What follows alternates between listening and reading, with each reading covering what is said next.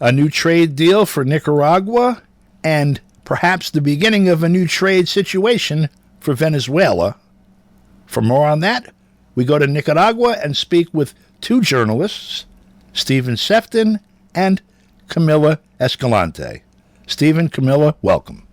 I guess we could start with the Nicaragua free trade agreement with China, and also the vice president of Venezuela making a trip to China. Yeah, I think both those two items stand out as underlying an increasing trend in Latin America, in the sense that China is developing its relations with all the Latin American nations and their governments, much to the displeasure of the United States. And I think that has to be looked at in the context. There's this G20 meeting happening in Jakarta in Indonesia over the next few days. And as everybody knows, I think President Putin and President Xi have decided that they're not going to bother attending.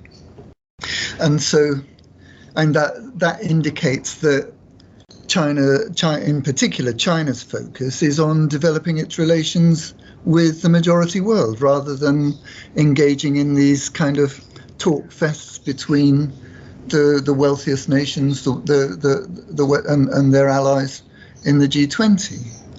So I think in particular, it's worth pointing out that Delcy Rodriguez, during her visit over the last couple of days to China, is not only reinforcing what has long been Venezuela's strategic, economic and political and trade relationship with the People's Republic of China, but she also took the opportunity of meeting with Dilma Rousseff, who is the president of the New Development Bank, which is the equivalent, the BRICS group of countries equivalent to the World Bank. It's an international, a global development bank.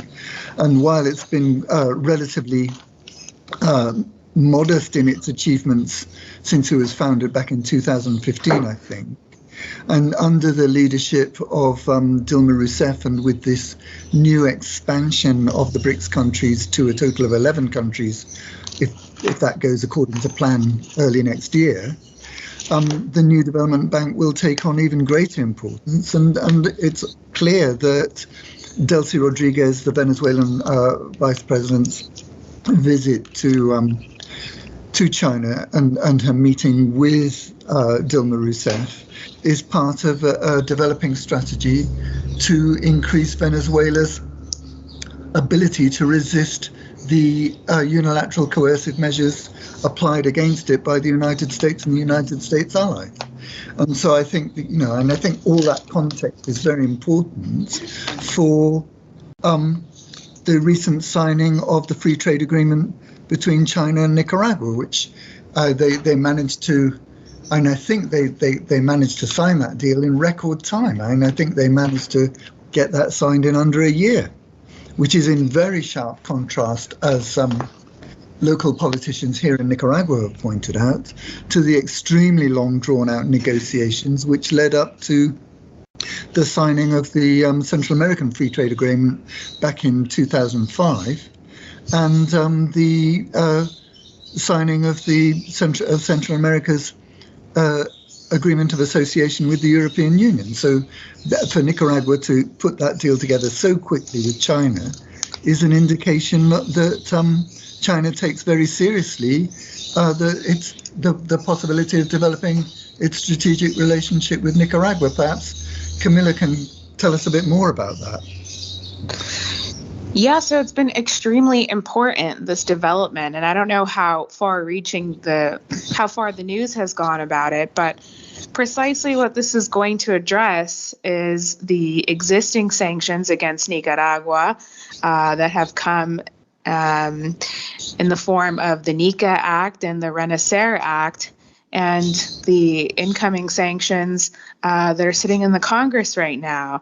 That's a sanctions bill that is being sponsored by Marco Rubio and Tim Kaine, and they're trying to amend those two the NICA Act and the Renacer Act to impose new sanctions on Nicaragua to make it even more difficult for the country to access loans and to access any sort of technical assistance from international institutions. And so, Nicaragua right now is looking for ways to work around and mitigate the effect of these sanctions so that it's not felt on the population in the way in which other countries of the world, particularly the smaller economies and the countries of the global south, have been so bogged down and have been essentially prevented from development, prevented from developing their social programs and helping people live a higher quality of life.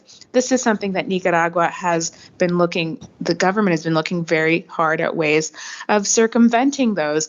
And so through these new partnerships, particularly with or increased partnerships in some cases with countries like China, Iran, and Russia, they're able to look for some alternatives. And that's precisely what Venezuela is looking to do as well, as it's coming out, as it's continuing to recover from this very difficult period of sanctions that have been imposed since 2014 in the case of Venezuela under Obama, of course. And they're just now beginning to kind of, lower, or not beginning, I guess for the last couple of years, they've lowered the rate of inflation and things have become more manageable. There's been more ease of access to different products and things like that. And so they're trying to take it to the next step. And that's going to be possible through these different partnerships. It's interesting. Yeah.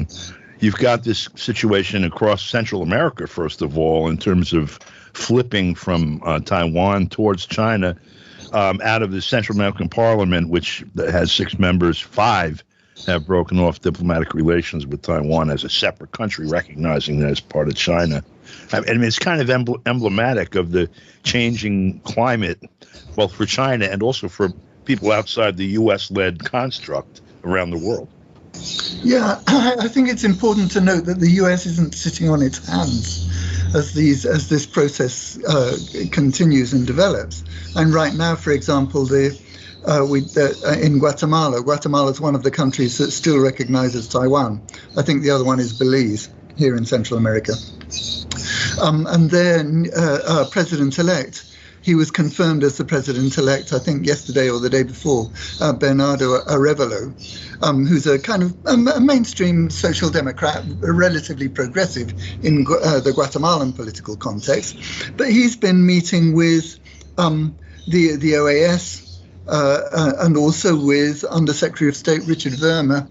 And it's very clear that while the United States ostensibly argues that its interest is to try and deal with the migration issue and to promote development and so on, obviously they're going to be urging Bernardo Arevalo not to change Guatemala's policy of recognizing Taiwan.